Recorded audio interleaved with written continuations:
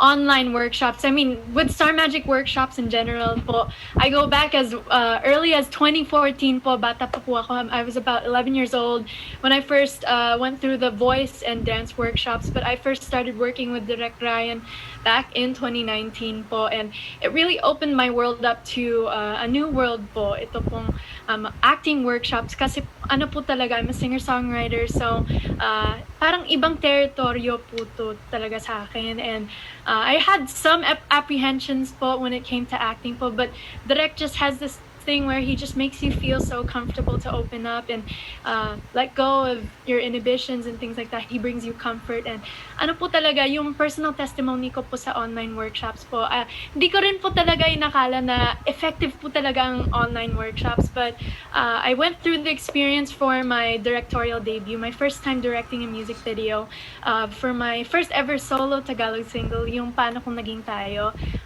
which I wrote. And ako po bumuo po ng konsepto na po yun, and it was my first acting project ever. And aside from just acting on my own, I had the challenge then of creating chemistry with a stranger, someone that I had never met before. Ang aking leading man po sa music video si Reese Miguel, and I have to say po talaga na I attribute a lot of it to Direct Ryan po. He just helped build the foundation for the both of us, and to really let go and trust the process. And ito po talaga natutunan ko po talaga sa workshop na acting and all of the art forms, it's more than learning the lines. It's more than the technical things. It makes you discover more about yourself and knowing how to be a better person and things like that, and discipline. And I really have to thank Star Magic workshops and Direct Ryan for that. And I never thought it was possible to create a connection with someone over Zoom, but thankfully with the possibility of technology, it makes it possible. And of course, Star Magic's willingness to adapt to the times, and of course Direct Ryan po. So you can only walk away with just knowledge from this experience po, and I can attest to that. Thank you, Jayda. Joao. Yes, para sa akin naman po, I started Star Magic workshops in 2017 when I was new to the industry. I've worked with Direct Ryan a couple of times na po, did a couple of workshops with him. But my recent one was with Direct Ryan for my MMK episode, my lead role po doon. Bulag po ako doon at saka mahirap po yung role ko, ang dami po kasi pinagdaanan, ang daming emosyon. As in, malalim po talaga yung character ko po doon.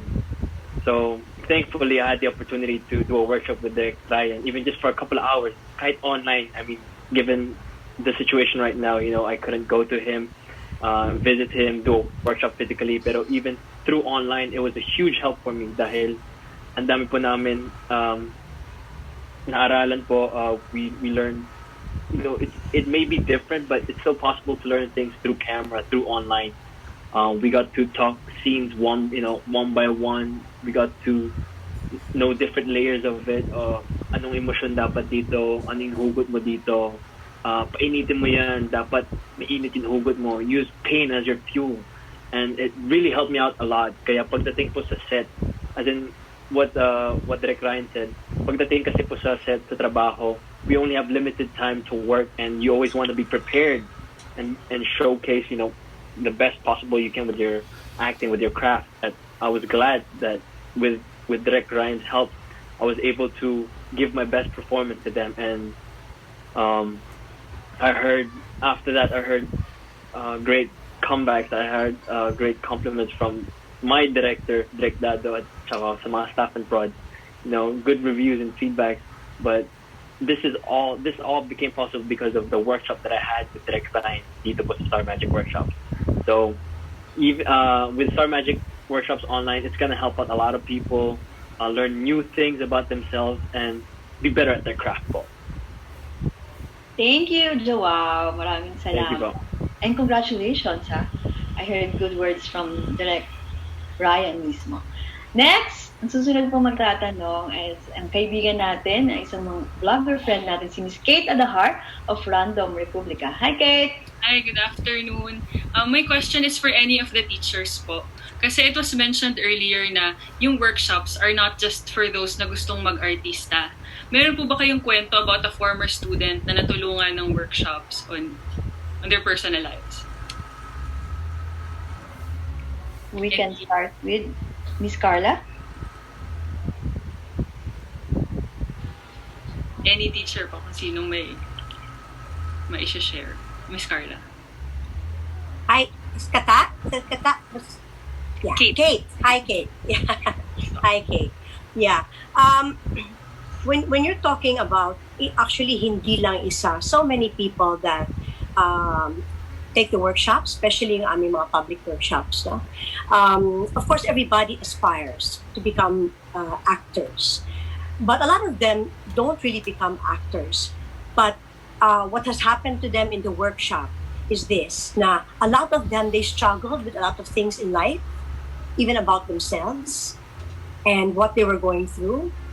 And ang nangyari sa kanila is that dun sa workshop, nakita nila yung sometimes the issues or pag hinimay mo kung saan galing yun, yung pain.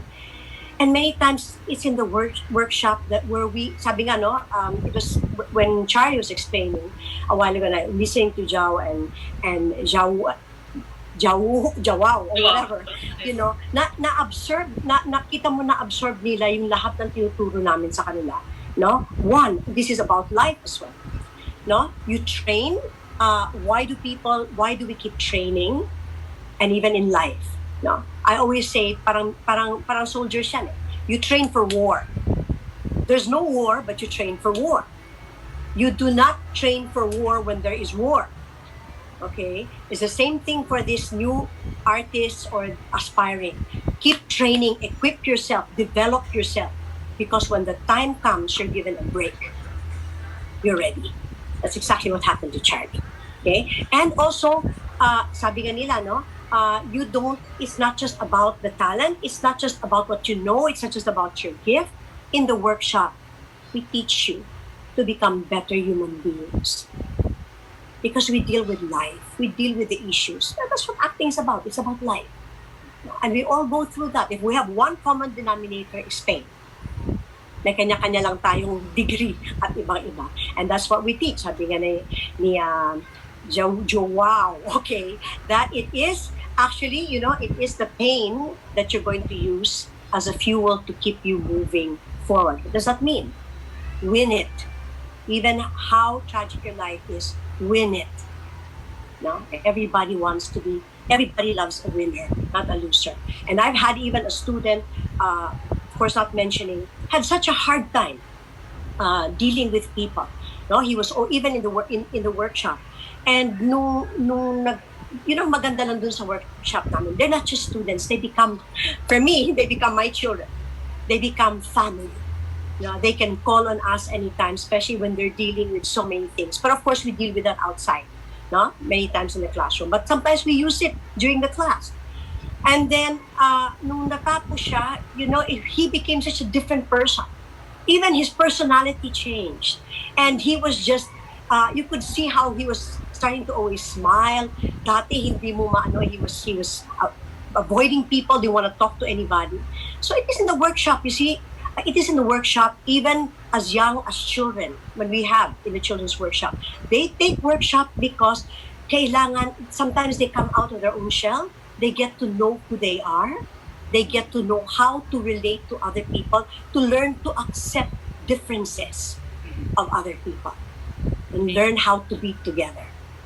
I hope I answered that, Kate. Yes, and for my second and last question for Charlie, congratulations again on your second Best Actress Award. Hi, Miss Kate. Hi, and belated happy birthday. Ano yung specific part ng chabak technique yung hinugot mo nung for your role as fangirl, yung award-winning role?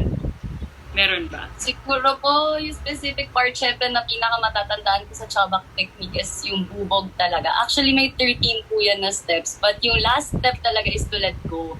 So, yung po yung pinaka-importante is mag-let go din. And yung talon sa pangin, yun po yung lagi nilang sinasabi. So, laging, yun po yung lagi iniisip na hanggang saan pwede isagad pa. And talagang dapat walang limits. Yun po yung pinaka-natutunan ko sa kanila. And dahil nga po sa confidence na nabigay ng Star Magic Workshops na ang dami nilang pabaong tools, yun po eh, hindi mo siya may isa-isa during acting.